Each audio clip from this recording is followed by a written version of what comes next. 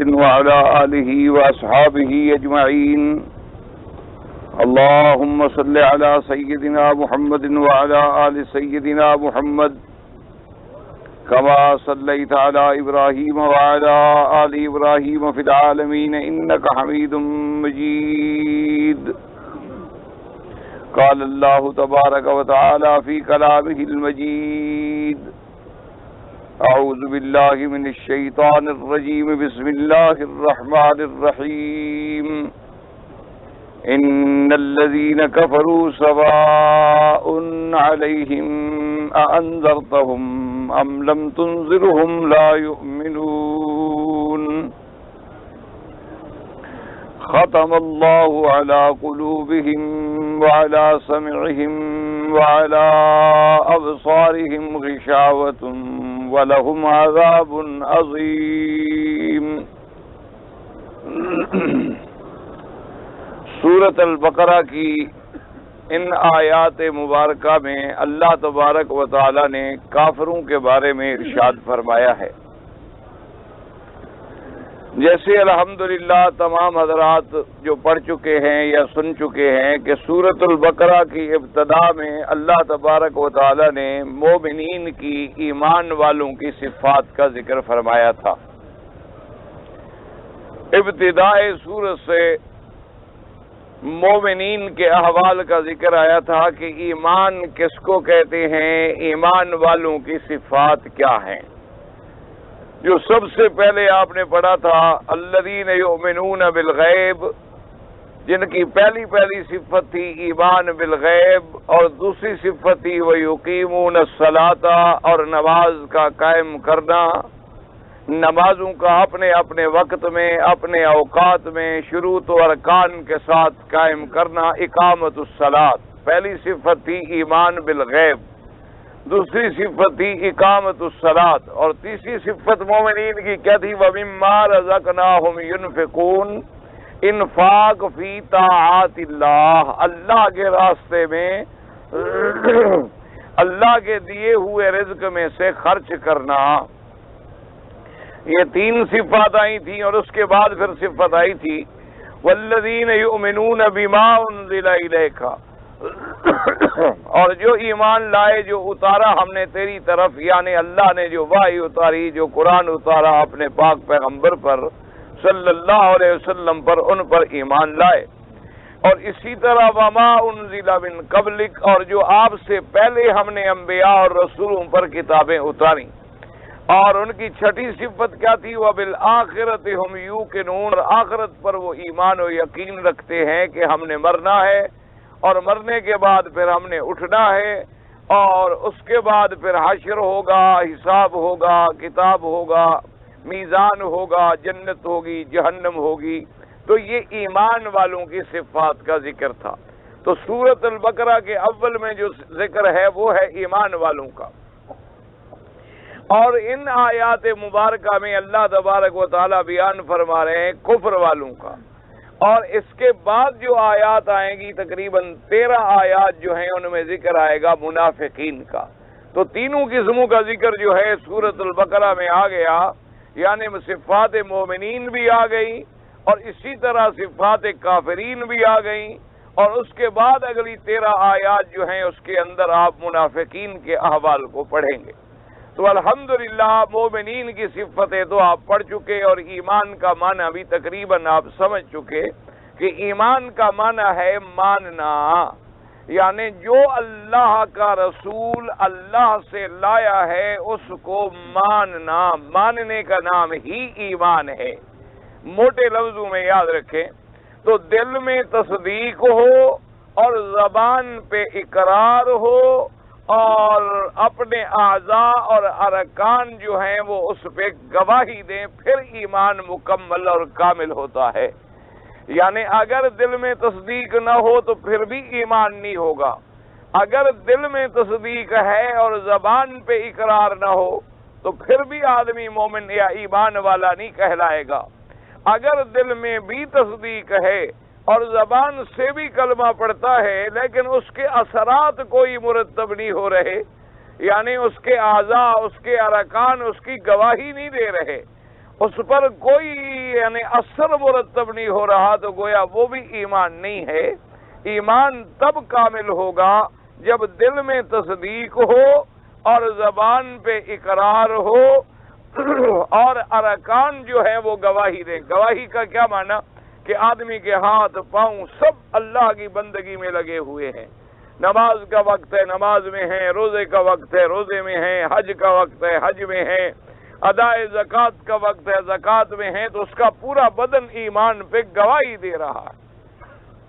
یہی وجہ ہے کہ پہلے زمانے میں یعنی میرے آقا سرکار مدینہ صلی اللہ علیہ آلہ و صحابہ وسلم کے زمانے میں، پھر صحابہ کے زمانے میں یہ عالم تھا کہ جہاں جہاں صحابہ گزر گئے وہاں وہاں اسلام آ گیا۔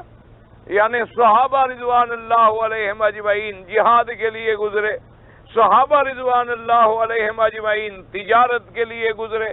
اسی طریقے سے پہلے یعنی سلف صالحین کے زمانے میں جو مسلمان تھے وہ جس ملک میں گزر گئے، اسی لیے آپ اندازہ فرمائیں کہ قرآن مکے میں اترا اور پھر مدینہ منورہ میں تنفیذ ہوئی، اور پوری دنیا میں چین کے آخر تک، اسپین کے آخر تک، اور قازقستان اور تاجکستان اور تاشکند تک، یہ جہاں جہاں اسلام پہنچا ہے اس کی وجہ کیا تھی کہ جہاں بھی صحابہ پہنچتے گئے رضوان اللہ علیہم اجمعین، یا ان کے بعد تابعین کا دور آیا، تبع تابعین کا دور آیا، صحیح ایمان والوں کا دور آیا، ان کو دیکھ کر پورے کے پورے ملک مسلمان ہوتے چلے گئے، کیونکہ مسلمان کا وجود جو ہے وہ ایمان کی دعوت ہے، ایمان کی تبلیغ ہے، ایمان کی شہادت ہے۔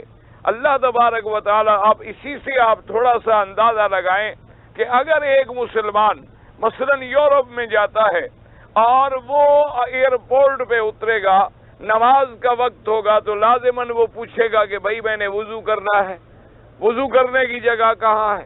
اب وضو کرنے کے بعد وہ پوچھے گا جی قبلہ کس طرف ہے؟ اب ہر آدمی تو قبلہ نہیں جانتا وہاں، وہ تو کافر ہوتے ہیں۔ ایک پوچھے گا، دوسرا پوچھے گا، تیسرا پوچھے گا، تو اب گویا کہ سب لوگوں کو قبلے کی تبلیغ ہو رہی ہے۔ جب وہ قبلہ بتلا دیں گے تو اب وہ کھڑے ہو کے اللہ کی نماز ادا کرے گا۔ جب وہ نماز پڑھے گا تو ساری دنیا اس کی طرف متوجہ ہوگی کہ یہ اللہ کا بندہ آخر کیا کر رہا ہے۔ کبھی یہ کھڑا ہے، کبھی رکوع میں چلا جاتا ہے، کبھی سجود میں چلا جاتا ہے، اور نماز کے بعد بیٹھے ہوئے اللہ کا ذکر کر رہا ہے، اللہ کے آگے گڑ گڑا رہا ہے اور دعائیں مانگ رہا ہے۔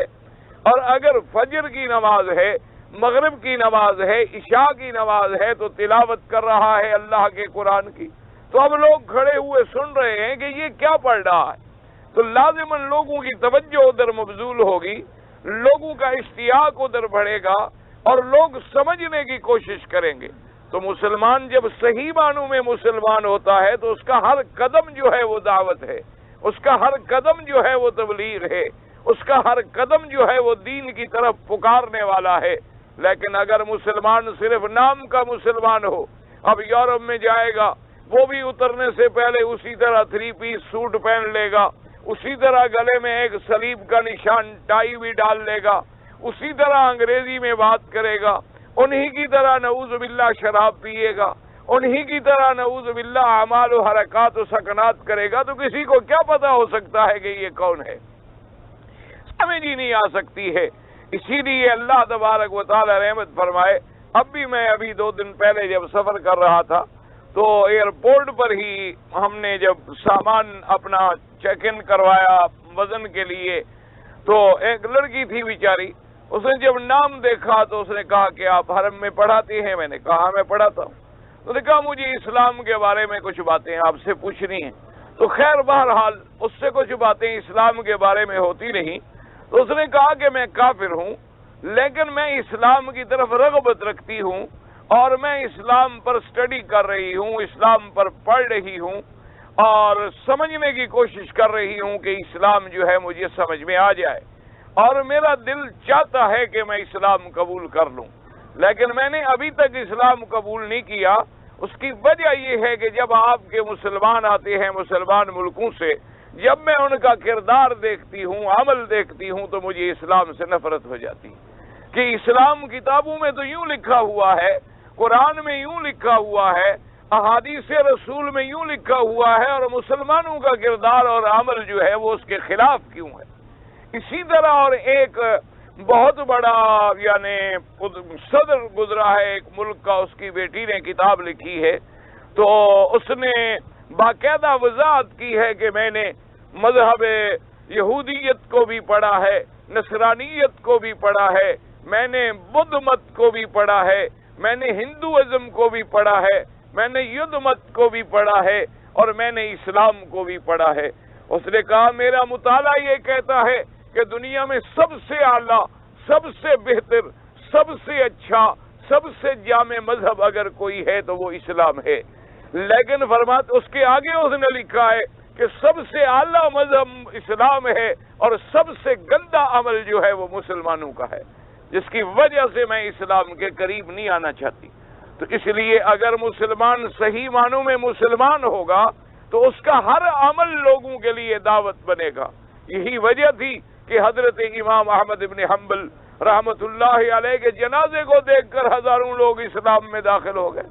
یہی وجہ تھی کہ آپ کے انڈو پاک میں جب اللہ تبارک و تعالیٰ کے ماننے والے، اللہ کے اولیاء، اللہ کے بندے، اور صحیح معنوں میں علماء اور صحیح معنوں میں اللہ کے اولیاء اللہ جو تھے تشریف لے گئے، جب وہاں گئے تو وہ بیچارے اکیلے تھے اور مسافر تھے اور عرب سے گئے ہوئے تھے، وہاں کی زبان بھی نہیں جانتے تھے، لیکن کچھ مدت کے بعد لاکھوں انسان جو تھے وہ دائرہ اسلام میں داخل ہو گئے۔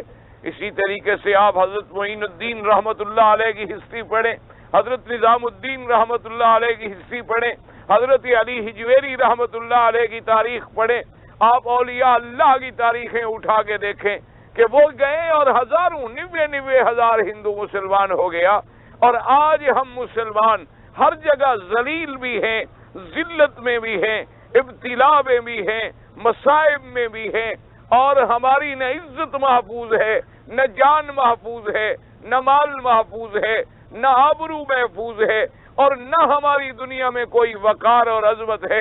وجہ کیا ہے کہ ہم نام کے مسلمان رہ گئے اور کام کے مسلمان نہیں رہے۔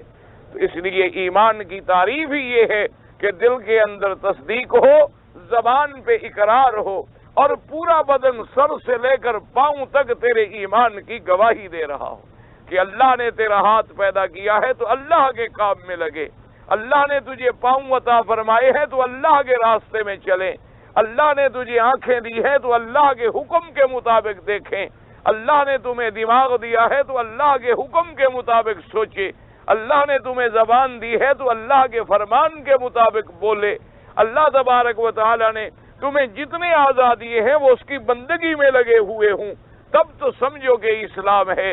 اور اگر زبان پہ اسلام ہو، ہاتھ بھی ظاہر نہیں کرتا، دماغ بھی ظاہر نہیں کرتا، زبان بھی ظاہر نہیں کرتی، بدن بھی ظاہر نہیں کرتا، تو پھر سمجھیں کہ ہم اسلام و ایمان کے ساتھ دھوکہ کر رہے ہیں۔ تو اس لیے پہلی آیات مبارکہ میں تو آپ نے صفات پڑھی تھی ایمان والوں کی۔ اب ان آیات میں اللہ فرماتے ہیں ان الذین کفروا سواء علیہم اانذرتہم ام لم تنذرہم لا یؤمنون ختم اللہ علی قلوبہم وعلی سمعہم وعلی ابصارہم غشاوۃ ولہم عذاب عظیم۔ فرمایا ان الذین کفروا، تحقیق وہ لوگ جنہوں نے کفر کیا، سواء علیہم، برابر ہے ان کے لیے کہ ان کو آپ ڈرائیں یا نہ ڈرائیں وہ ایمان نہیں لائیں گے۔ ختم اللہ علی قلوبہم، اللہ نے مہر کر دی ہے ان کے دلوں پر، وعلی سمعہم، ان کے کانوں پر، وعلی ابصارہم غشاوۃ، اور ان کے آنکھوں پہ پردہ ہے، وَلَهُمْ عَذَابٌ عَظِيمٌ، اور ان کے لیے ہے عذاب بہت بڑا دردناک، عذاب بہت بڑا عذاب۔ اب فرمایا ان الذین کفروا، یاد رکھو ان الذین میں سب سے پہلے کہے ان کا جو حرف ہے نا، یاد رکھو ہمیشہ اس کا استعمال وہاں ہوتا ہے جہاں آگے کوئی متردد ہو یا مخالف ہو، کیونکہ ان آتا ہے تحقیق کے لیے کہ تحقیق یہ پکی بات ہے تو اس لیے، اور کبھی کبھی اس کا استعمال جو ہے کلام عرب میں ایسے ہوتا ہے کہ جو چیز تمہاری امیدوں کے خلاف ہو جائے، یعنی امید ہمیں کچھ تھی لیکن نتیجہ اس کے خلاف نکلے، تو وہاں بھی انا کا حرف استعمال کیا جاتا ہے۔ جیسے اس کی مثال سمجھیے تاکہ تمہیں قرآن سمجھنے میں انشاءاللہ آسانی ہوگی، کہ جب بی مریم علیہ السلام کی والدہ نے اللہ کے آگے منت مانی تھی نا، انی نذرت لک ما فی بطنی محررا فتقبلہ منی، منت مانی تھی کہ یا اللہ جو میرے بطن میں ہے میں تیرے رستے میں آزاد کر کے تیرے دروازے کا خادم بنا دوں گی۔ اب جب پیدا ہوا تو بچی پیدا ہو گئی، اب بچی کیسے مسجد میں یا مدرسے میں یا کسی جگہ اللہ تبارک و تعالیٰ کے کام کے لیے بٹھا دی جائے؟ بڑا مشکل مسئلہ ہے۔ لڑکا ہو تو چلو بھائی ٹھیک ہے، مسجد میں جائے گا، مدرسے میں جائے گا، کام کرے گا، علم پڑھے گا، آگے پڑھائے گا۔ لڑکی ہو تو اس کو، تو جب لڑکی پیدا ہوئی تو کہنے لگا قالت رب انی وضعتها انثى، تو میری امید جو تھی وہ تو یہ تھی کہ لڑکا ہوگا، لیکن انی وضعتها انثى، لیکن پیدا ہو گئی ہے لڑکی۔ تو یعنی جب امیدوں کے خلاف کوئی نتیجہ نکلے تو وہاں بھی انا کا لفظ استعمال ہوتا ہے۔ ہمیشہ یاد رکھیں کہ امید یہ تھی کہ بچہ ہوگا، امید یہ تھی کہ لڑکا ہوگا، لیکن میرے ہاں بچی کی تو ولادت ہو گئی، اور بچی جو ہے وہ میں کیسے آپ کے گھر کے لیے چھوڑ سکتی ہوں؟ اور حالانکہ میں نے منت مانی ہوئی ہے۔ جب قرآن پڑھا جا رہا ہو سلام نہیں کیا جاتا، پہلے مسئلہ بھی سمجھنا چاہیے۔ انی وضعتها انثى، جب کوئی قرآن پڑھ رہا ہو تو اس کا سلام نہ کرے، جب کوئی کھانا کھا رہا ہو تب بھی، تاکہ اگلا آدمی تو پہلے مصروف ہے، وہ اللہ کا قرآن چھوڑے تو جواب دینا۔ انی وضعتها انثى وانی سمیتها مریم، تو اب یہاں کیا آیا؟ ان الذین کفروا، کیوں انا لگا؟ اس لیے کہ میرے مدنی پاک صلی اللہ علیہ وسلم کی امید یہ تھی کہ سارے کافر مسلمان ہو جائیں گے، حضور کی امید، حضور کا خیال، حضور کی آرزو یہ تھی کہ پورے مکے والے اسلام قبول کر لیں گے، لیکن نتیجہ اس کے خلاف نکلا کہ مکے والے ایمان نہ لے آئے، لائے تو بڑے تھوڑے سے بندے ایمان لے آئے۔ تو اس لیے ان الذین کفروا سواء علیہم اانذرتهم ام لم تنذرهم لا یؤمنون۔ اور دوسری بات یاد رکھ، ان الذین کفروا ماضی کا صیغہ ہے، اور جب یہ قرآن نازل ہوا تو کیا معنی ہوگا کہ تحقیق وہ لوگ جو اللہ کے علم میں کافر ہیں، جو اللہ کے علم میں کافر ہیں، چونکہ ہر چیز اللہ کے علم میں ہے۔ یہ دنیا ابھی پیدا بھی نہیں ہوئی تھی۔ حدیث مبارک میں آتا ہے میرے آقا سرکار مدینہ صلی اللہ علیہ وآلہ آلہ وصحابہ وسلم تسلیما کثیرا کثیرا، اللہ کے کروڑوں صلاۃ و سلام حضور کی ذات مبارک پر۔ آپ نے ارشاد فرمایا کہ اول ما خلق اللہ القلم، فرمایا سب سے پہلے اللہ تبارک و تعالیٰ نے تقدیر کی قلم کو پیدا فرمایا، اور اس کے بعد قلم کو حکم دیا اکتب ما یبقى کان وما یکون وما هو کائن الی یوم القیامہ۔ اللہ نے حکم دیا کہ اے قلم لکھ ڈالو جو ہو چکا ہے، جو ہو رہا ہے، جو آئندہ قیامت تک ہوگا۔ حضور پاک نے فرمایا ابھی یہ دنیا نہیں بنی تھی، ابھی آسمان و زمین بھی نہیں بنے تھے کہ 2000 سال پہلے اللہ نے قلم پیدا فرما کے سب تقدیر کے اندر لکھ دیا، کیونکہ سب کچھ اللہ تبارک و تعالیٰ کے علم میں تھا۔ ابھی آسمان بھی نہیں بنے تھے، ابھی زمینیں بھی نہیں بنی تھی، اور 2000 سال قبل اللہ تبارک و تعالیٰ نے، تو ہر چیز اللہ کے علم میں تھی کہ میرے مدنی پاک صلی اللہ علیہ وسلم کب پیدا ہوں گے، کب آپ کو نبوت ملے گی، کب آپ اعلان نبوت فرمائیں گے، حضرت ابی بکر ایمان لائیں گے، ابھی جہل کفر پہ رہے گا، عتبہ شیبہ ولید بن المغیرہ کفر پہ رہیں گے، ابھی لہب کفر پہ مرے گا۔ تو سب چیزیں اللہ کے چونکہ علم میں ہوتی ہیں، اس لیے اللہ پاک خبر عطا فرماتے ہیں ان الذین کفروا سواء۔ اور یاد رکھو یہاں کافروں سے کون مراد ہیں؟ تحقیق وہ لوگ جو کافر ہیں اللہ کے علم میں اور جنہوں نے کفر پہ مرنا ہے۔ یاد رکھیں، ورنہ جب یہ آیت اتری ہے اس وقت کافر تھے، لیکن ان میں ہزاروں مسلمان ہو گئے، ان کے اندر ہزاروں اسلام لے آئے۔ جب یہ سورۃ البقرہ اتری ہے، سورۃ البقرہ کے نزول کے وقت میں کافر تھے، لیکن ان کافروں میں بڑے بڑے لوگ ہیں جن کو اللہ نے اسلام نصیب کر دیا، جن کو اللہ تبارک و تعالیٰ نے ایمان کی دولت سے مالا مال فرما دیا۔ تو اس کافروں سے مراد وہ ہے جو اللہ کے علم میں کافر ہیں اور جن کی موت اللہ کے علم میں کفر پر لکھی گئی ہے، یعنی جنہوں نے کفر پہ مرنا ہے۔ یہ اس سے مراد صرف وہ لوگ ہیں، اس سے مراد یعنی ہر کافر نہیں ہے جو بعد میں مسلمان بھی ہو جائے، کیونکہ اگلی آیت اس کا نتیجہ ہے، ان الذین کفروا سواء علیہم، کہ برابر ہے ان پر کہ آپ ان کو ڈرائیں یا نہ ڈرائیں، وہ ایمان نہیں لائیں گے، چونکہ اللہ کے علم میں یہ چیز موجود ہے کہ ان کا ایمان اور خاتمہ جو ہے، ان کی موت اور خاتمہ جو ہے وہ کفر پہ ہوگا، وہ ہرگز ایمان نہیں لائیں گے۔ تو جن کو آپ کے ڈرانے سے فائدہ ہوگا وہ اس آیت میں شامل نہیں ہے، جو کفر سے اسلام لائیں گے وہ بھی شامل نہیں ہے، جو کفر سے ایمان قبول کریں گے وہ بھی شامل نہیں ہے۔ صرف اس میں وہ لوگ ہیں جن کی موت کفر پر ہے اور وہ اللہ کے علم میں ہے، اور اللہ کے علم میں جو چیز ہے وہ کبھی غلط نہیں ہو سکتی، کیونکہ ساری کائنات کا ذرہ ذرہ جو ہے وہ اللہ کے علم کے اندر ہے۔ اب جن کی موت اللہ نے کفر پہ لکھی ہے وہ کبھی مسلمان نہیں ہو سکتے، اور جن کی موت اللہ نے اسلام پہ لکھی ہے وہ کبھی کفر پر نہیں مر سکتے، ان کو اسلام یقیناً اللہ کی رحمت سے نصیب ہوگا۔ اب اگلی بات یہ سمجھیں کہ بعض لوگوں کو یہ شبہ ہوتا ہے یا شبہ ڈالا جاتا ہے کہ جی اگر اللہ نے اس آدمی کے مقدر میں اسلام لکھ دیا ہے اور اس کے مقدر میں کفر لکھ دیا ہے تو پھر اس آدمی کا کیا قصور ہے؟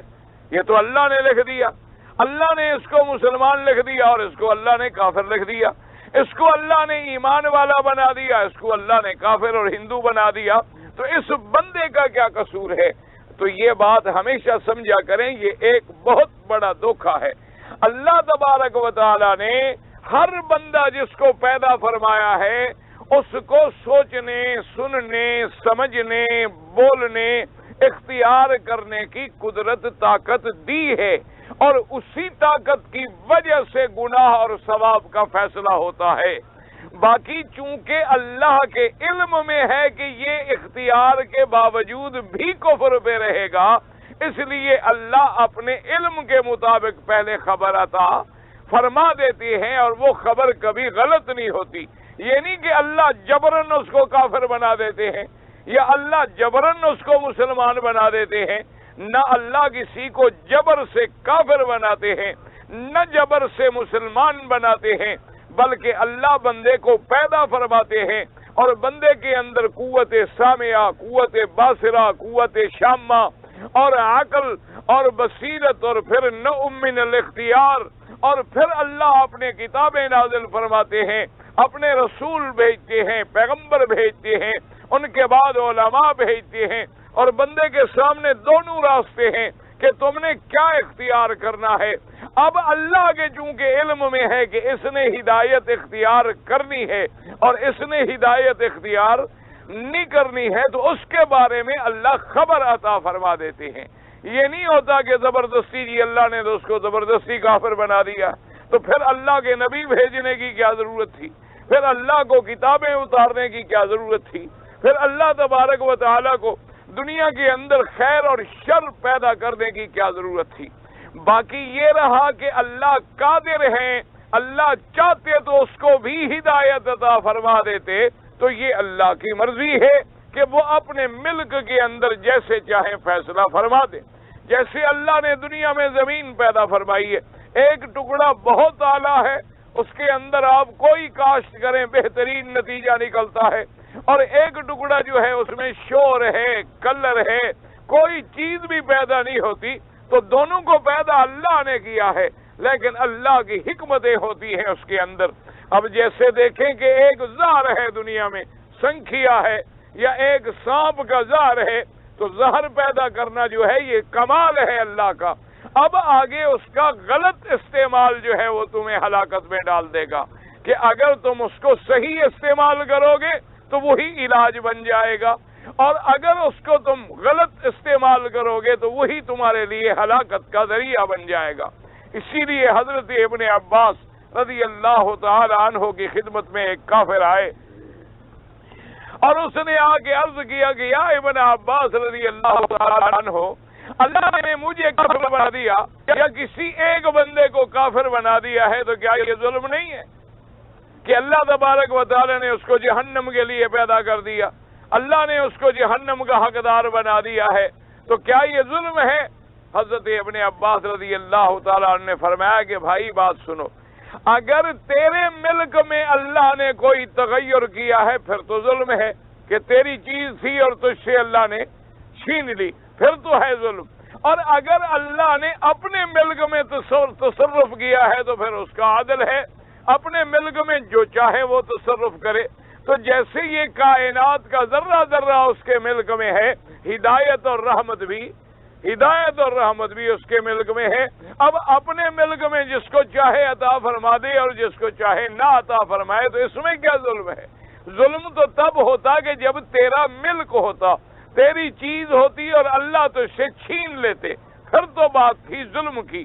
لیکن اگر اللہ تبارک و تعالی اپنے ملک، اپنی چیز، اپنی رحمت، اپنی طرف سے ہدایت، تو ذالک فضل اللہ یؤتیہ من یشاء، یہ اللہ کی مرضی ہے، جس کو چاہے عطا فرمائیں اور جس کو چاہے عطا نہ فرمائیں۔ جیسے فرمایا من یہدہ اللہ فلا مضل لہ ومن یضللہ فلا ہادی لہ، جس کو اللہ ہدایت دینا چاہے اسے کوئی گمراہ نہیں کر سکتا، اور جس کو اللہ گمراہ کرنا چاہے اسے کوئی ہدایت نہیں دے سکتا۔ تو اسی لیے ہمیشہ یاد رکھیں، بعض لوگ اسی طرح راستے سے بھٹک گئے کہ انہوں نے کہا کہ خیر کو پیدا کرنے والا تو اللہ تبارک و تعالی ہے، لیکن شر کو پیدا کرنے والا اہرمن ہے، یا خیر کو پیدا کرنے والا نور ہے اور شر کو پیدا کرنے والا جو ہے وہ ظلمات ہے۔ یہ غلط ہے۔ مومن کا عقیدہ کیا ہے؟ نؤمن بالقدر خیرہ و شرہ من اللہ تعالی والبعث بعد الموت، کہ ہمارا ایمان ہے خیر کا خالق بھی اللہ ہے اور شر کا خالق بھی اللہ ہے، اور اللہ نے جو چیز بھی پیدا فرمائی ہے اس میں کمال ہی کمال ہے، آگے اس کے استعمال سے ہمیں ہلاکت ملتی ہے۔ اب آپ دنیا میں دیکھیں کہ آپ کوئی کہے گا دیکھو جی سانپ پیدا ہی نہ ہوتا تو اس کی زہر سے لوگ کیوں مر جاتے بلا وجہ، لیکن اب سانپ کا پیدا کرنا، پھر سانپ کا بغیر پاؤں کے اتنا تیز دوڑنا، پھر سانپ کے اندر اتنی طاقت اور قوت کا ہونا، پھر سانپ کے منہ میں اتنی بڑی خطرناک زہر کا وجود ہونا، یہ تو کمال ہے۔ آپ بنا کے دکھا دیں کوئی سانپ، کوئی نہیں بنا سکتا، لیکن اگر آپ اس کو غلط استعمال کریں گے تو یہ زہر بن جائے گا، اور صحیح استعمال کریں گے تو اسی کی زہر سے تریاک بنیں گے۔ اب دنیا کے اندر کینسر کا علاج، دنیا کے اندر ایڈز کا علاج، دنیا کے اندر بڑی بڑی بیماریوں کے علاج جو ہیں وہ سانپ کی زہر سے بنائے جا رہے ہیں۔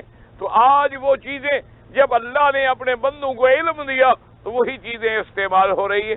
اب دیکھیں سنکھیانا جو ہے یہ بالذات ایسا زہر ہے، اللہ تبارک و تعالی معاف فرما دے، لیکن اسی سنکھیے کو اگر کوئی طبیب اپنے علم کے ذریعے، اپنی حکمت کے ذریعے اچھے طریقے سے بنا کے استعمال کرے تو وہی سنکھیا انسان کے لیے ایک اتنی بڑا قیمتی جوہر ہے کہ بوڑھے کو بھی جوان کر دے۔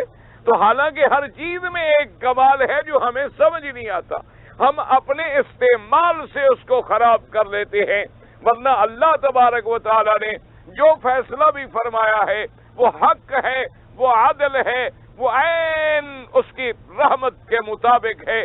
فرق اتنی ہے کہ اللہ تبارک و تعالی ہمیں خیر اور شر کے سمجھنے کی توفیق عطا فرما دے۔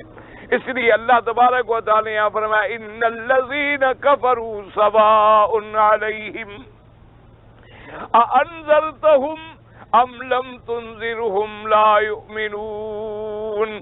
اسی طرح میرے اللہ نے سورۃ یاسین میں بھی فرمایا ہے انما تنذر من اتبع انما تنذر، آپ ان کو ڈرائیں جو اللہ کی اتباع کرتے ہیں، وخشی الرحمن بالغیب، اور جو اپنے رحمان سے ڈرتے ہیں، غیب کے پر ایمان لاتے ہوئے بن دیکھے ڈرتے ہیں۔ تو یہاں بھی فرمایا ان الذین کفروا، تو انا کا استعمال کیوں ہوا کہ حضور کی امید کے خلاف چونکہ چیز سامنے آ رہی تھی، اور الذین کفروا سے کون مراد ہے؟ جو اللہ کے علم کے اندر کافر ہیں اور جن کی موت کفر پر ہے، کیونکہ جب موت کفر پر نہ آئے، پتہ نہیں اللہ چاہے تو بندہ کل مسلمان ہو جائے، کوئی پتہ نہیں ہوتا، اللہ چاہے اللہ معاف فرمائے کوئی مسلمان مرتد ہو جائے۔ اب کتنے مسلمان ہیں دنیا میں، اللہ معاف کرے، جو مرتد ہو کر کوئی آغا خانی بن جاتا ہے، کوئی قادیانی بن جاتا ہے، کوئی عیسائی بن جاتا ہے، کوئی اور کسی مذہب میں چلا جاتا ہے اور مرتد ہو جاتا ہے، نعوذ باللہ ثم نعوذ باللہ۔ لیکن اس آیت کا مصداق جو ہے وہ لوگ ہیں جن کی موت کفر پر تھی اور اللہ کے علم میں تھی کہ ابی جہل، ابی لہب، ولید ابن المغیرہ، اسی طرح شیبہ، اسی طرح اور کافر جن کی موت کفر پہ مقدر تھی، ان کے بارے میں حکم ہے کہ سواء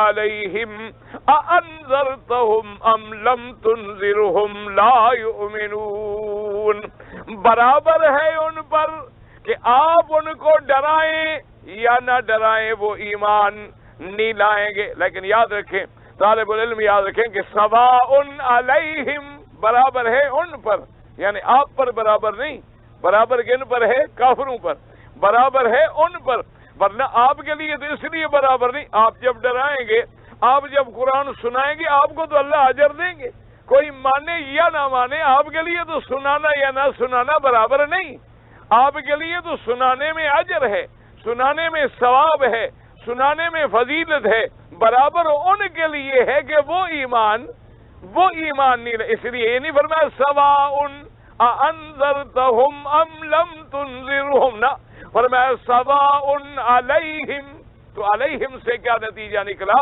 کہ کافروں کے حق پر آپ تو ڈرائیں گے تو آپ کو ثواب ملے گا، آپ دین پہنچائیں گے آپ کو اجر ملے گا، آپ تبلیغ کریں گے آپ کو ثواب ملے گا، کوئی مانے یا نہ مانے۔ اسی طرح اگر آج بھی علماء، اسی طرح آج بھی اگر جو لوگ تبلیغ میں ہیں، ذکر میں ہیں، دعوت میں ہیں، درس میں ہیں، قرآن میں ہیں، ان کا اجر تو کہیں ضائع نہیں ہوتا، ان کی محنت تو ضائع نہیں ہوتی، چاہے کوئی مانے یا نہ مانے۔ یہ تو اللہ ان کے بارے میں فرمائے کہ ان کے لیے برابر ہے کہ ڈرانا یا نہ ڈرانا دونوں برابر ہیں، آپ ڈرائیں تب بھی ایمان نہیں لائیں گے، آپ نہ ڈرائیں تب بھی ایمان نہیں لے آئیں گے۔ اور اس میں ایک اور آیت، اسی آیت میں علماء نے اور مسئلہ بھی لکھا، انہوں نے لکھا کہ اس کے اندر یہ بھی بات برابر ہے حضور صلی اللہ علیہ وسلم کی تسلی کے لیے کہ آپ غم نہ کریں، آپ نے پوری تبلیغ کی، آپ کے ڈرانے میں کوئی نقص نہیں، لیکن ان کے مقدر میں ہدایت نہیں، آپ کے ڈرانے میں کوئی کمی نہیں۔ جیسے آپ ہل چلائیں، آپ محنت کریں، آپ پانی لگائیں، آپ بہترین بیج ڈھونڈ کے لائیں، لیکن زمین ہی خراب ہو تو کوئی نتیجہ نہیں نکلتا۔ میرے مدنی، آپ نے تو قرآن سنایا، آپ نے تو گلی گلی اللہ کی توحید کو پہنچایا، آپ نے دن میں، رات میں، کھلے میں، ظاہر میں، باطن میں، اندھیرے میں، روشنی میں، آپ نے ان کو ہدایت کی ہے، لیکن ان کے مقدمے میں ہدایت نہیں ہے۔ سواء علیہم انذرتہم ام لم تنذرہم لا یؤمنون۔ اب اس آیت میں دوسری بات سمجھیں، ایمان کا معنی کیا تھا؟ موٹے لفظوں میں ماننا۔ ایمان کا معنی کیا تھا؟ مانا۔ اب کفر کا معنی سمجھیں کہ کافر کا معنی کیا ہوتا ہے؟ کفر کے اندر علماء نے یعنی بڑی بڑی بحثیں ہیں، لیکن آپ موٹی بات یاد رکھیں، بعض علماء نے تو ترجمہ کیا ہے کہ کافر کہتے ہیں اس کو تکذیب الرسول بما جاء بہ، کہ جو آدمی میرے مدنی پاک صلی اللہ علیہ وسلم جو لائے ہیں اور وہ چیز بداہتاً، ضرورتاً، یقیناً ثابت ہو۔ کیوں؟ ایک چیز ہے، ایک آدمی کہتے ہیں جی حضور نے فرمایا ہے، تو پہلے دیکھیں گے بھی ثابت بھی ہے کہ نہیں ہے۔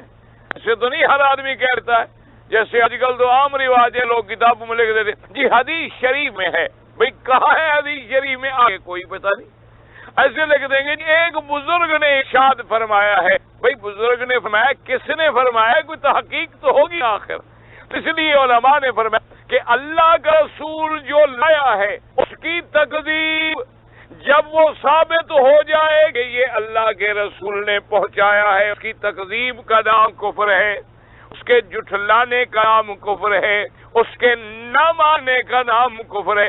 اور بعض علماء نے اس کی اور جامع تعریف کی. انہوں نے کہا عدم التصدیق، عدم التصدیق، انہوں نے کہا حضور جو لائے اس پر تصدیق نہ کرنا. سمجھیں پہلے معنی میں کیا تھا؟ پہلے معنی میں تھا تکذیب، جھٹلانا. چلو ایک آدمی نہیں جھٹلاتا، یعنی جھٹلاتا بھی نہیں ہے لیکن مانتا بھی نہیں ہے، تو مسلمان تو نہیں ہوگا نا. مسلمان تب ہوگا ورنہ کافر کب ہوگا؟ عدم التصدیق کہ حضور جو لائے، جو اللہ کا پیغمبر لایا اس کو مانتا نہیں، اس کی تصدیق نہیں کرتا. اس کی تصدیق کرنے کا نام ایمان ہے. اسی لیے جہاں جہاں آپ دیکھیں والذین یؤمنون، آگے مفسر لکھ دیتے ہیں یصدقون، یعنی اس تصدیق کرنے کا نام ایمان ہے. اور جو میرے نبی لائے ہیں اس کی تصدیق نہ کرنے کا نام کفر ہے. تصدیق نہ کرنے کا نام کفر ہے. حضور صلی اللہ علیہ وسلم اللہ کا قرآن لے آئے، اللہ کا فرمان لے آئے، اللہ کے احکام لے آئے، اللہ کے فرائض لے آئے، شرائع لے آئے اور ثابت ہو گئے. اب اس کا انکار کرنا جو ہے وہ کیا ہے؟ وہ کفر ہے. اچھا اسی طرح آپ آگے سمجھیں، علماء لکھا ہے کہ کفر کی 5 قسمیں ہیں. کفر کی 5 قسمیں یاد رکھیں. کفر کی علماء لکھا ہے 5 قسمیں. پہلی قسم یاد رکھو، تکذیب الرسول، اس کو کہتے ہیں کفر تکذیب، یعنی اللہ کے پیغمبر کو جھٹلانا، کہ اللہ کے نبی کو نعوذ باللہ ثم نعوذ باللہ ثم نعوذ باللہ. جیسے قرآن کہتے ہیں وقال الکافرون ھذا ساحر کذاب اجعل الآلہۃ الہا واحدا ان ھذا لشیء عجاب. قرآن نے فرمایا جیسے کافر کہتے تھے نعوذ باللہ یہ اللہ کا نبی نہیں بلکہ جادوگر ہے، بلکہ جھوٹا ہے. اس کو کہتے ہیں کفر تکذیب، اللہ کے نبی کی تکذیب کرنی. نعوذ باللہ ثم نعوذ باللہ ثم نعوذ باللہ. جیسے فرعون نے کہا موسیٰ علیہ السلام کے بارے میں، ہارون علیہ السلام کے ان ھذان ساحران، یہ جادوگر ہیں نبی نہیں، یہ تکذیب ہے. اس کو کہتے ہیں کفر تکذیب. یاد رکھ لو کفر کی پہلی قسم کیا ہو گئی؟ کفر تکذیب. اچھا اور ایک کفر ہوتا ہے کفر استکبار. کفر استکبار کیا مانا؟ کہ آدمی تکبر میں آ کے اکڑ گیا، انکار کر رہا ہے. جیسے قرآن نے فرمایا ابا واستکبر وکان من الکافرین، انکار کیا شیطان نے. کیوں؟ استکبر، تکبر کیا، بڑائی اختیار کی آدم علیہ السلام کے مقابلے پر. اللہ نے جب فرمایا تھا کہ آدم کو سجدہ کرو، کہنے لگا میں کیوں کروں؟ اور خیر منہ خلقتنی من نار وخلقتہ من طین، میں آدم سے بہتر ہوں، آپ نے مجھے چمکتی ہوئی روشن چیز سے پیدا کیا ہے اور آپ نے مجھے آگ سے پیدا کیا ہے. آگ میں حرارت ہے، حرارت زندگی کا نام ہے اور برود موت کا نام ہے. تو میں آدم کو سجدہ کروں جو مٹی سے پیدا ہوا ہے، مٹی سے پیدا ہوا ہے، اس کو میں سجدہ کروں؟ تو آپ نے انکار بھی کیا، تکبر بھی کیا، بڑائی بھی کی. تو اس کو کہتے ہیں کفر استکبار. ابا واستکبر، ابا واستکبر وکان من الکافرین، یعنی آج بھی کوئی آدمی اللہ کے حکم کے آگے بڑائی کرے، اللہ کے حکم کے آگے تکبر کرے تو اس کو بھی کافر کہیں گے. وہ کیا ہوگا؟ کفر استکبار. ایک ہے کفر تکذیب اور ایک ہے کفر استکبار. یہ 2 کفر یاد رکھیے، 2 قسمیں جو ہیں یاد رکھ لیں. اور اسی طرح علماء نے فرمایا کہ ایک کفر اور ہے، اس کو کہتے ہیں کفر اعراض. کفر اعراض. اعراض کا کیا معنی؟ اللہ نے حکم دیا تھا قل اطیعوا اللہ واطیعوا الرسول، کہہ دیجئے کہ اللہ کی اطاعت کرو، اللہ کے رسول کی اطاعت کرو. فَإِن تَوَلَّوْا، اگر وہ اعراض کریں، اگر وہ منہ پھیریں، اللہ نے فرمایا پھر وہ کافر ہیں. اس کو کہتے ہیں کفر اعراض، کہ اللہ کے رسول کے حکم سے اعراض کرنا، اللہ کے رسول کے حکم سے منہ پھیرنا، تو یہ بھی کفر ہے. تو ایک کفر کفر تکذیب ہے، یعنی پیغمبر کا جھٹلانا، پیغمبر کو نعوذ باللہ جھوٹا سمجھنا یہ بھی کفر ہے۔ ایک کفر استکبار ہے کہ اللہ کے احکام کے مقابلے پہ تکبر کرنا اور بڑائی کرنا، یہ بھی کفر ہے۔ ابا واستکبر وکان من الکافرین۔ اور اسی طرح کفر اعراض ہے، جیسے قرآن مقدس نے کئی مقام پہ فرمایا معرضون، کئی مقام پہ فرمایا من اعرض عن ذکری فإن له معیشتا ضنکا وَنَحْشُرُهُ يَوْمَ الْقِيَامَةِ أَعْمَى۔ اور اسی طرح قرآن میں آتا ہے کافر اعراض کرتے تھے، منہ پھیرتے تھے، قَالَ الَّذِينَ كَفَرُوا لَا تَسْمَعُوا لِهَذَا الْقُرْآنِ وَالْغَوْا فِيهِ۔ شور کرو قرآن کے مقابلے پہ، قرآن نہ سنو، اور قرآن سے منہ پھیرتے تھے، تو یہ کفر اعراض ہے۔ 3 قسمیں آ گئی۔ اور چوتھے کفر کی چوتھی جو کفر کی لکھی علماء نے، اس کا نام ہے کفر ارتیاب۔ کفر ارتیاب، ارتیاب کا کیا معنی کہ شک میں پڑا ہوا ہے قیامت ہوگی یا نہیں ہوگی، اللہ کا نبی سچ کہتا ہے یا پتہ نہیں جی، بات سمجھ نہیں آ رہی، کچھ سمجھ نہیں آتی بات کہ جنت ہے اور کہاں ہے، جہنم ہے کہاں ہے، معراج ہوا تو کیسے ہو گیا، شک میں متردد بنا ہوا ہے جی، مرنے کے بعد قبروں سے ہم اٹھیں گے، کیسے اٹھیں گے، ہڈیاں ہو گئیں، گل گئے، سڑ گئے، ہڈیوں میں مل گئیں، اور پھر قبرستان میں لکھوں قبریں ہیں، پتہ نہیں یہ مرد کی ہے، پتہ نہیں عورت کی ہے، پتہ نہیں اچ کی ہے، پتہ نہیں برے کی ہے، اور سب ہڈیاں مل کے مٹی ہو گئی۔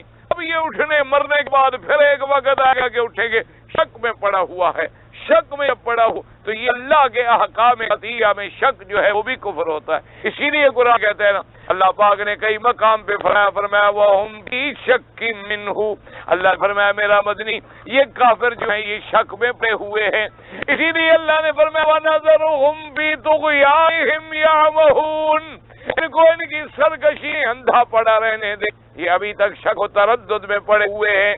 جیسے قرآن نے فرمایا وَإِن كُنتُمْ فِي رَيْبٍ مِّمَّا نَزَّلْنَا عَلَىٰ عَبْدِنَا فَأْتُوا بِسُورَةٍ مِّن مِّثْلِهِ، اللہ نے فرمایا اگر تمہیں شک ہے اس قرآن پہ جو ہم نے اتارا ہے اپنے نبی محمد مصطفیٰ پر، اپنے بندے پہ جو ہم نے اتارا ہے، تم بھی پھر قرآن کا مقابلہ کرو، تو اس کو کہتے ہیں کفر ارتیاب۔ لیکن اسی سے بات سمجھتے جائے، اور یہ کتنی قسمیں ہو گئی؟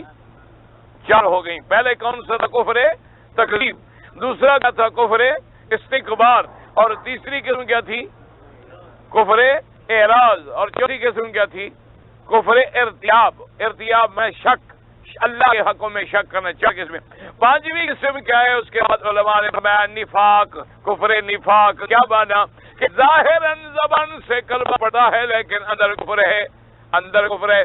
جیسے قرآن فرماتا ہے اذا جاءک المنافقون قالوا نشهد انک لرسول اللہ واللہ یعلم انک لرسول واللہ یشهد ان المنافقین لکاذبون۔ اللہ نے فرمایا میرے نبی صلی اللہ علیہ وسلم یہ منافق جب آتے ہیں آپ کی خدمت میں کہتے ہیں ہم گواہی دیتی ہیں کہ آپ اللہ کے رسول ہیں، اللہ نے فرمایا اللہ تو جانتے ہیں کہ آپ میرے رسول ہیں، لیکن میں خدا گواہی دیتا ہوں کہ یہ جھوٹے ہیں، یہ زبانی کہہ رہے ہیں لیکن ان کے اندر ایمان نہیں ہے۔ اذا لقوا الذین آمنوا قالوا آمنا واذا خلوا الى شیاطینہم قالوا انا معکم انما نحن مستہزئون۔ تو اسی سے اندازہ فرمایا کیا اس کا نام ہو گیا کفر نفاق۔ تو اب جناب اپنے اپنے گربا میں ہم سب ڈالیں، قرآن اس لیے نہیں آیا کہ ہم صرف تویز لکھ کے بیماریوں کا علاج کرتے رہیں، قرآن اس لیے نہیں آیا کہ ہم کوئی مر جائے تو اس میں صدقے اور ہیلے اور اسقاط کرتے رہیں، قرآن ہمیں دعوت دینے آیا ہے، ہمیں انقلاب پیدا کرنے کے لیے آیا ہے، ہمیں ظلمات سے نور کی طرف نکالنے آیا ہے، کفر سے توحید کی طرف لے نکلنے کے لیے آیا ہے، پوری دنیا میں امن اور طمانینت کا سبق پڑھانے کے لیے آیا ہے۔ تو اب ہر آدمی نظر ڈالے کہ کہیں ہم اللہ کے رسول کے کسی حکم کی تکذیب تو نہیں کرتے۔ اگر کوئی اللہ کے رسول کے کسی حکم کو جھلائے گا تو وہ بھی کافر ہوگا، اگر اعراض کرے گا، منہ پھیرے گا، انکار کرے گا تب بھی کافر ہوگا، وہ کفر اعراض میں آئے گا۔ اگر بڑائی کرے گا، تکبر کرے گا، کیا ماننا؟ اللہ فرماتا ہے اپنی بیٹیوں کا شادی کر دو، وہ کہتا ہے جی ہم بڑے آدمی ہیں، میں اپنی بیٹی شادی کروں، یہ کیسا حکم ہے اللہ میاں کا؟ میں اپنی بہن کی شادی کر دوں، میں اپنی بیوہ کی شادی کر دوں، یہ میں تکبر کر، یہ بھی ایک استکبار، کفر استکبار میں آ جائے گا۔ اور اعراض کرتا ہے، منہ پھیرتا ہے، کفر اعراض میں آ جائے گا۔ اور اللہ کے کسی حکم کے شک میں پڑا ہوا ہے کہ جناب یہ سود حرام ہے، تو جی پھر ملک کیسے چلے گا؟ اگر شک میں آ جائے تو کفر ارتیاب میں آ جائے گا۔ اور اگر لوگوں کے سامنے اسلام ظاہر کرتا ہے لیکن اندر اسلام کوئی نہیں، لوگوں کو کہتا ہے مسلمان ہوں لیکن نہ نماز ہے، نہ روزہ ہے، نہ حج ہے، نہ زکوٰۃ ہے، اندر بیٹھ کے کافروں کی باتیں کرتا ہے، تو یہ بھی کفر آئے گا نفاق کی شکل کے اندر۔ اس لیے علماء نے فرمایا یہ 5 قسم کے کفر۔ اللہ نے فرمایا ان الذین کفروا، جن کی موت کسی قسم کے کفر پہ ہو گئی، سواء علیہم اانذرتہم ام لم تنذرہم لا یؤمنون، برابر ہے ان پر، ان کو ڈرائیں یا نہ ڈرائیں وہ ایمان نہیں دے آئیں گے۔ وجہ اس کی کیا فرمایا؟ ختم اللہ علی قلوبہم وعلی سمعہم وعلی ابصارہم غشاوۃ ولہم عذاب عظیم۔ اللہ نے ان کے دلوں پہ مہر کر دی ہے۔ دل کیا ہے؟ وہ ایک سنوبری گوشت کا ٹکڑا ہے، ایک خون کا منجمد سا ٹکڑا ہے جو انسان کے بائیں جانب میں اللہ تبارک و تعالیٰ نے رکھ دیا ہے، اسی کا نام جو ہے وہ دل ہے۔ اور اسی دل کے بارے میں میرے آقا نے ارشاد فرمایا، آپ نے فرمایا کہ اذا صلوت صلو الجسد کلہ، اگر دل ٹھیک ہو جائے تو پھر پورا بدن ٹھیک ہو جاتا ہے، اگر یہ بگڑ جائے تو پھر پورا بدن بگڑ جاتا ہے۔ اللہ نے فرمایا کہ دلوں پہ ہم نے مہریں کر دی ہیں۔ ختم اللہ علی قلوبہم وعلی سمعہم، اور ان کے کانوں پہ بھی ہم نے مہر کر دی ہے، وعلی ابصارہم غشاوۃ، اور ان کے آنکھوں پہ ایک پردہ ہے، ولہم عذاب عظیم۔ اب دیکھیں، آدمی دیکھے گا پھر دیکھنے کے بعد غور کرے گا، کعبہ شریف ہے، خلاف مبارک ہے، میزاب ہے، یہ کعبہ شریف کا یہ کوٹھا مبارک ہے، یہ کعبۃ اللہ ہے، پھر یہی بات جو دماغ میں داخل ہوگی، اب آنکھوں پہ پردہ تو نظر آ ہی رہا۔ اچھا کسی سے سنے گا، سننے کے بعد دل و دماغ میں بات پہنچے گی، لیکن اگر سن ہی نہیں سکتا، اگر اسی طرح چلو کوئی سننے سے، کوئی دیکھنے سے، کوئی چھوٹی موٹی بات اندر گئی، آگے بھی مہر لگی ہوئی ہے، دل میں بات داخل ہو ہی نہیں سکتی۔ مہر کا معنی جیسے آپ لفافہ بند کرتے ہیں نا، اوپر مہر لگا دیتے ہیں، سیل لگا دیتے ہیں۔ اب اندر کی چیز باہر نہیں جا سکتی اور باہر کی چیز اندر نہیں آ سکتی۔ کیا معنی؟ ہدایت اندر نہیں جا سکتی اور ان کے اندر جو کفر ہے وہ نکل کے باہر نہیں جا سکتا کہ دل صاف ہو جائے۔ اس لیے فرمایا ختم اللہ علی قلوبہم وعلی سمعہم وعلی ابصارہم غشاوۃ ولہم عذاب عظیم۔ یاد رکھیں، ایک تو ہے ختم اور ایک ہے رین اور ایک ہے کفل، یاد رکھیں۔ ایک تو ہے رین، رین کا معنی ہے زنگ، جیسے فرمایا کلا بل ران علی قلوبہم، اللہ نے فرمایا ہم نے ان کے دلوں پہ زنگ آ گئی ہے ان کے عمل کی وجہ سے، اس کو قرآن رین کہتا ہے۔ اور ایک رین کے بعد ہے تباہ یا ختم، یہ اس سے زیادہ سخت چیز ہے۔ پہلی چیز پہلے نمبر پر کیا ہے؟ وہ زنگ ہے، زنگ کے بعد وہ مہر ہے، یہ ختم یا تباہ، اور اس کے بعد کفل ہے، وہ سب سے زیادہ سخت ہے۔ جیسے فرمایا ام علی قلوب اقفالھا، کیا ان کے دلوں پہ تالے پڑ گئے؟ جیسے تالا لگ جائے تو اب دروازہ ہی نہیں کھلتا، کوئی آدمی اندر داخل ہی نہیں ہو سکتا، اندر والا جو ہے وہ باہر بھی نہیں آ سکتا۔ تو اللہ نے فرمایا ہم نے ان کے دلوں پہ مہر کر دی ہے۔ اور یاد رکھو کیوں مہر کر دی ہے؟ یہ نہیں کہ اللہ نے پہلے سے مہر لگا دی، بلکہ جب یہ دنیا میں آئے انہوں نے کفر تکذیب کیا، انہوں نے کفر استکبار کیا، انہوں نے کفر اعراض کیا، انہوں نے کفر ارتیاب کیا، تو جب انہوں نے اپنی ان صلاحیتوں کو اللہ کے رسول کے خلاف استعمال کیا تو اب اللہ تبارک و تعالیٰ نے اپنے غضب سے ان کے دلوں پہ ختم کر دی۔ اب اس کے اندر دو قول ہیں علماء کرام۔ بعض علماء تو یہ کہتے ہیں، یاد رکھو کہ یہ مہر یا پردہ، وہ کہتے ہیں بھی یہ استعارہ ہے، یہ مجاز ہے، کوئی حقیقت نہیں کہ حقیقتاً دل پر کوئی مہر لگا جاتی ہو، یا کوئی کانوں میں پردہ ڈال دیا جاتا ہو یا آنکھوں پہ کوئی پردہ ڈال دیا جائے، وہ کہتی ہیں نہیں یہ مجاز ہے. جیسے کوئی آدمی آپ کی بات نہ سنے تو یا آپ اس کو کہتے ہیں بھی وہ دیکھ رہے آپ کہ یار کوئی تم اندھے ہو، یعنی حالانکہ وہ اندھا نہیں ہوتا، لیکن آپ اسے کہتے ہیں طالب کو شاگرد کو کہتے ہیں کہ بندے آپ کو نظر نہیں آ رہا ہے حرف لکھا ہوا ہے، حالانکہ وہ اندھا نہیں ہوتا.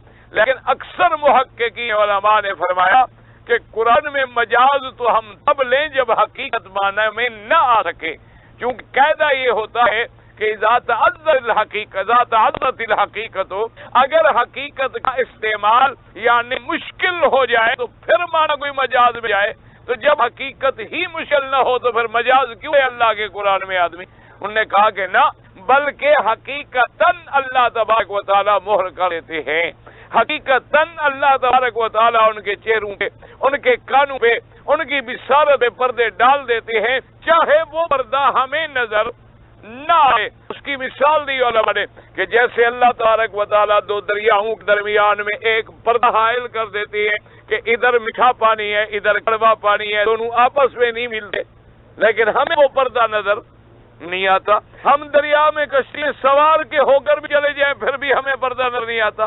ہم ادھر ایک پانی سے ہوتا لگا کے دوسرے پانی میں نکل جائیں، راستے میں کوئی ہمیں دیوار نظر نہیں آتی، کوئی رکاوٹ نظر نہیں آتی. لیکن اللہ فرماتے ہیں کہ مرج البحرین یلتقیان بینہما برزخ لا یبغیان. اللہ نے فرمایا دو دریاؤں کے درمیان ہم ایک حاجز کھڑا کر دیا ہے، وہ اس پہ تجاوز نہیں کرتا، وہ اس پہ تجاوز نہیں کرتا. کئی مقامات پہ ہے، جنوب افریقہ میں کیپ ٹاؤن کے مقام پہ مرج البحرین ہے، اسی طرح بنگلہ دیش میں اکان کے مقام پر بھی مرج البحرین ہے. دو دریا مل کے بہ رہے ہیں اور یہ پانی اس میں نہیں ملتا، یہ پانی اس میں بھی نہیں ملتا. اچھا خدا کی شان ہے جب پانی میں سیلاب آ جائے تو یہ دریا اس پہ چڑھ جاتا ہے، وہ دریا اس پہ چڑھ جاتا ہے لیکن پھر واپس چل جاتا ہے، میٹھا میٹھا ہے کڑوا کڑوا ہے. اللہ تبارک و تعالیٰ کی شان ہے. اچھا یہ تو عام ہے، جیسے ہمارے اپنے آپ کے ملک میں بھی آپ نے دیکھا ہوگا کہ دریائے چناب ہے، راوی ہے، بیاس ہے، ستلج ہے، سندھ ہے، ہر کسی کا پانی علیحدہ علیحدہ نظر آ رہا ہے. سندھ کا پانی علیحدہ نظر آئے گا آپ کو، چناب کا پانی علیحدہ نظر آئے گا آپ کو. تو اللہ تبارک و تعالیٰ فرماتے ہیں کہ یہ پردہ ہم نے رکھ دیا ہے، وہ پردہ ہمیں نظر نہیں آتا. تو اس لیے علماء نے فرمایا کہ اللہ واقعتاً حقیقتاً آنکھوں پہ پردہ لگا دیتے ہیں، وہ ہمیں نظر نہیں آتا. جیسے حضور پاک صلی اللہ علیہ وسلم نے فرمایا اذا اذنب العبد، جب بندہ کوئی گناہ کرتا ہے اس کے دل میں ایک سیاہ نقطہ لگ جاتا ہے، وہ اگر توبہ کرتا ہے تو دھل جاتا ہے، اگر توبہ نہیں کرتا تو نقطہ باقی رہتا ہے، پھر گناہ کرتا ہے، پھر اور نقطہ، پھر اور گناہ کرتا ہے، پھر اور نقطہ. فرمایا کہ جب دل بالکل سیاہ ہو جاتا ہے تو پھر اس کو گناہ نظر ہی نہیں آتا، پھر وہ گناہ کو گناہ ہی نہیں سمجھتا کیونکہ دل سیاہ ہو چکا ہے. اسی طرح حدیث میں آ کہ حجر اسود کو بنی آدم کے گناہوں نے سیاہ کر دیا ہے. تو اللہ تبارک و تعالیٰ حقیقی پردہ بھی ڈال دیتے ہیں. جیسے میرے آقا حدیث پاک میں آتا ہے سرکار مدینہ صلی اللہ علیہ وسلم اسی ہم شریف میں تشریف پلاتے، آپ کے ساتھ سیدنا ابی بکر صدیق رضی اللہ تعالیٰ عنہ خلیفۃ بلا فصل بتحقیق آپ بھی بیٹھے ہوئے تھے. ابی لہب کی بیوی آئی تو حضرت ابی بکر رضی اللہ تعالیٰ عنہ نے عرض کیا کہ یا رسول اللہ، آپ کے دشمن کی بیوی جو آپ کی سب سے بڑی دشمن بدبخت وہ آ رہی ہے اور لازماً آپ کی شان میں گستاخی کرے گی، کوئی نہ کوئی بات آپ کے شان کے خلاف کہے گی. آپ نے فرمایا اب آپ کر بالکل نہ ڈرو، اللہ تبارک و تعالیٰ ہماری حفاظت فرمائیں گے. تو وہ آئی اور حضرت ابی بکر رضی اللہ تعالیٰ عنہ کے پاس آ کے کھڑی ہوئی اور کہنے لگی کہ تمہارا ساتھی کہاں ہے؟ محمد رسول اللہ، حضور صلی اللہ علیہ وسلم ساتھ بیٹھے ہوئے ہیں. اور وہ کہتی ہے کہاں ہے محمد مصطفیٰ صلی اللہ علیہ وسلم؟ ان کو بتلا دینا کہ میں ابی لہب کی بیوی ہوں، میں ام جمیل ہوں، میں ان کے خلاف ایسے ایسے شعر لکھوں گی، ایسے قصیدے لکھوں گی، نعوذ باللہ، یعنی بڑی غلط باتیں کہتی رہی کہ بتلا دینا حضور کو، آج ہوتے تو میں نعوذ باللہ یہ انتقام لیتی. یہ باتیں کرتی رہی. جب وہ بدبخت بدزبانی کر کے تھک گئی، واپس جانے لگی، چلی گئی. حضرت ابی بکر نے پوچھا کہ یا رسول اللہ آپ تو بیٹھے ہوئے تھے، اس نے کیسے دیکھا؟ فرمایا اللہ نے مجھے حفاظت میں لے لیا تھا، اس نے پردہ ڈال دیا. تو اب سامنے کھڑی ہے لیکن میرے مدنی محمد مصطفیٰ خاتم الانبیاء حبیب کبریٰ صلی اللہ علیہ وسلم کو نہیں دیکھ سکتی. اسی طرح ہجرت کی رات آمنہ کے لال حبیب کبریا حضرت محمد رسول اللہ صلی اللہ علیہ وسلم جب اپنے گھر مبارک سے تشریف لے جانے کے لیے باہر آئے، باہر کافروں نے گھیرا ڈالا ہوا ہے، مسلح کھڑے ہوئے ہیں اور ہتھیار بند ہیں کہ حضور نکلیں گے اور ہم حملہ کریں گے۔ حضرت پاک نے تھوڑی سی مٹی اٹھائی اور اس پر آپ نے کچھ آیات مبارک پڑھی اور آپ نے ایسے پھینکا، فرمایا شاہت الوجوہ شاہت الوجوہ شاہت الوجوہ، 3 دفعہ پڑھ کے اپنے پھینک دیا تو وہ ساری مٹی جو تھی کافروں کی آنکھوں میں آئی اور سب پین تاری ہو گئی اور میرے مدنی ہجرت پہ تشریف لے گئے۔ تو اللہ تبارک و تعالیٰ اگر حقیقتاً پردہ ڈالنا چاہے تو کوئی بڑی بات نہیں ہے۔ تو اس لیے علماء محققین نے فرمایا کہ اللہ دلوں پہ مہر کر دیتے ہیں، اللہ کانوں پہ پردے لگا دیتے ہیں، اللہ آنکھوں پہ پردے لگا دیتے ہیں، تو حق بات سمجھ نہیں آتی، حق کا راستہ سنائی نہیں، حق کی آواز سنائی نہیں دیتی، حق کا راستہ نظر نہیں آتا اور قرآن کی بات دماغ میں سمجھ نہیں آتی کیونکہ پردے لگے ہوئے۔ اسے فرمایا ختم اللہ علی قلوبہم وعلی سمعہم وعلی ابصارہم غشاوۃ، نتیجہ کیا نکلا؟ وَلَهُمْ عَذَابٌ عَظِيمٌ، کہ جو لوگ پھر کفر پہ مرے گے ان کے لیے بہت بڑا عذاب ہے۔ دعا کریں اللہ ہماری موت ایمان پہ لائے، اللہ تبارک و تعالی ہمیں کفر سے بچائے، اللہ نفاق سے بچائے، اللہ عالم اسلام کے مسلمانوں کو صحیح معنوں میں مسلمان بنائے۔ یہ میں نے کل عرض کر دیا تھا کہ بھائی میں انگلینڈ میں لندن میں موت تھی اور ہمارے دوستوں نے وہاں پر ایک بہت بڑا گرجا ہے جو خریدا ہے جس کے ساتھ تقریباً 53 ایکڑ زمین ہے، تو وہ خرید کے اس میں انہوں نے اسلامی مدرسے اور ایک بہت بڑے جامعہ بنانے کا پروگرام بنایا ہے، ایک اسلامک یونیورسٹی قائم کرنے کا۔ اور اسی طریقے سے لندن سے 150-200 میل دور برمنگھم کے راستے پر وہاں بھی ہمارے ایک ساتھی ہیں، دوست ہیں، تو انہوں نے بھی ایک گرجا خریدا ہے اور اس میں انہوں نے بھی ایک بہت بڑی اسلامک یونیورسٹی بنیاد رکھنی تھی، تو اس افتتاح کے لیے مجھے مجبور کر رہے تھے، اس کے لیے مجھے جا پڑا۔ تو 4 دن بڑا تھوڑا سا وقت ہے، لیکن بہرحال اللہ تبارک و تعالیٰ ان کو بھی توفیق دیں اور مسلمانوں کو بھی توفیق دیں۔ اور اس میں ہم نے کہا اسی سے آج دیکھ لیں کہ وہ ملک جس کا اقتدار ہے، جس کی حکومت ہے، اس کے مذہب کے عبادت خانے آج بک رہے ہیں۔ وجہ کیا ہے کہ عیسائی اپنے مذہب چھوڑ چکا ہے، اور اگر مسلمان نے بھی اپنا مذہب خدا نخواستہ چھوڑ دیا تو کل تمہاری اولادیں بھی مسجدیں میں جانا شروع کر دیں۔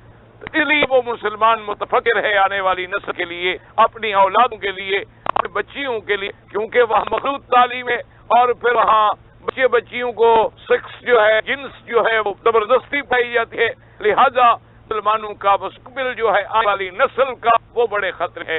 تو وہ لوگ بڑے مجاہد ہیں جو اس قسم کے ادارے بنا رہے ہیں اور ہاتھ دینے کی کوئی ضرورت نہیں ہے۔ میں نے عرض کیا تھا کہ بھی رضا کے معاملے میں مجھے لکھ کر دیا کہیں کہ ایک آدمی نے فلاں دودھ پیا، یہ مر گیا، یہ زندہ ہے، اس کی لڑکی ہے، اس سے شادی کرنا چاہتا ہے، جب تک وہ تفصیل نہ ہو ایسے مسئلہ نہیں بنایا جا سکتا۔ بات یہ یاد رکھیں کہ ما یحرم من النسب یحرم من الرضا، جو چیز نسب میں حرام ہے وہ رضا میں بھی حرام ہے۔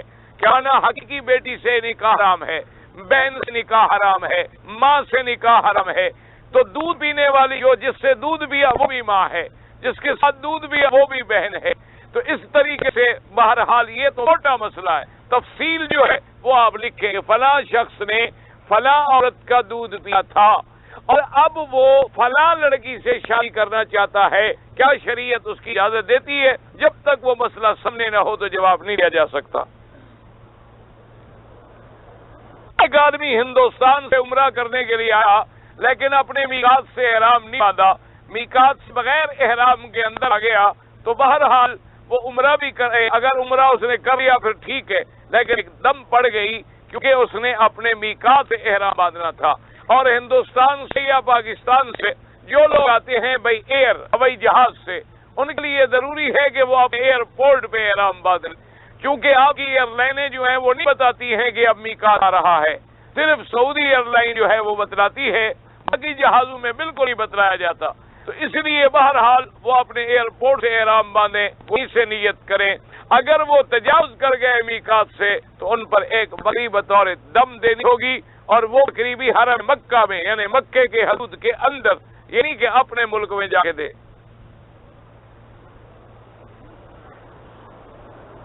میرے پیسے جو ہیں کچھ لوگوں کے پاس بطور قرض ہیں، کیا میں ان کی بھی زکات ادا کروں گا؟ بھائی اس کی بات یہ ہے کہ اگر وہ قرضہ یقینی ہے یا آپ کو ملنا ہے تو پھر آپ زکات دیتے رہیں۔ اگر آپ کو شک ہے کہ پتہ نہیں ملے گا یا کھا جائیں گے تو آپ انتظار کریں، جب مل جائے تو پھر سارے سالوں کی زکات دینی ہوگی۔ یعنی وہ قرضہ آپ کو 2 سال کے بعد ملا ہے تو 2 سال کی زکات دیں گے، 10 سال کے بعد ملا ہے تو 10 سال کی زکات ادا کریں گے، اور اگر قرض یقینی ہے تو ہر سال آپ زکات دے دیا کریں۔ ایک آدمی کہ میری پاکستان سے فلائٹ جو ہے وہ پہلے ریاض آئی، میں نے احرام ریاض سے باندھا۔ بالکل ٹھیک ہے، آپ کا احرام ریاض سے ہے۔ اگر ایک گائے ہم نے ذبح کی اور اس کے پیٹ سے مردہ بچہ نکلا، حرام ہے، مردہ جو ہے بات ختم ہو گئی۔ ہم نے نماز 4 رکعت پڑھنا ہے، سورۃ الناس مجھے اور پڑھنے میں، یعنی ایک آدمی نے 4 رکعت نماز پڑھی ہے، اب اتفاق سے اس نے پہلی رکعت میں ہی سورۃ الناس پڑھ لی ہے، تو اب کیا کرے؟ تو دوسری رکعت میں بھی وہی پڑھ لے، کوئی ایسی بات نہیں، دوسری رکعت میں اسی سورت کو دوبارہ پڑھ لے، اور اگلی 2 رکعتوں میں تو اس نے صرف فاتحہ پڑھنی ہے، سورت پڑھنی نہیں ہے، اور اگر سنت ہے تو پھر ہر رکعت میں سورۃ الناس پڑھ لے، کوئی حرج نہیں، کوئی ایسی بات نہیں، کوئی بن نہیں۔ اور اگر پہلے سے بھی پڑھ لے ترتیب آگے پیچھے ہو جائے گی، نماز تو ہو جائے گی۔ میں نے عمرہ مسجد میں جا کر وضو کیا، احرام باندھا، میں نے 2 رکعت نہیں پڑھی لیکن احرام باندھا اور نیت کر لی اور لبیک پڑھ لیا، عمرہ ہو گیا، کوئی بات نہیں۔ 2 رکعت پڑھیں گے تو آپ کو ثواب ملے گا، اگر آپ نے 2 رکعت نہیں پڑھی تو اس کے بغیر بھی عمرے کی نیت ہو جاتی ہے۔ اس لیے لوگ بیچارے پریشان ہوتے ہیں نا جی، اگر آپ جہاز میں بیٹھے ہوئے ہیں اور میقات قریب آ گیا، آپ وہی قمیص اتار لیں، چادر باندھ کے وہی بیٹھے بغیر وضو کیے، بغیر 2 رکعت پڑھے، لبیک اللہم لبیک پڑھ لیں، احرام ہو جاتا ہے۔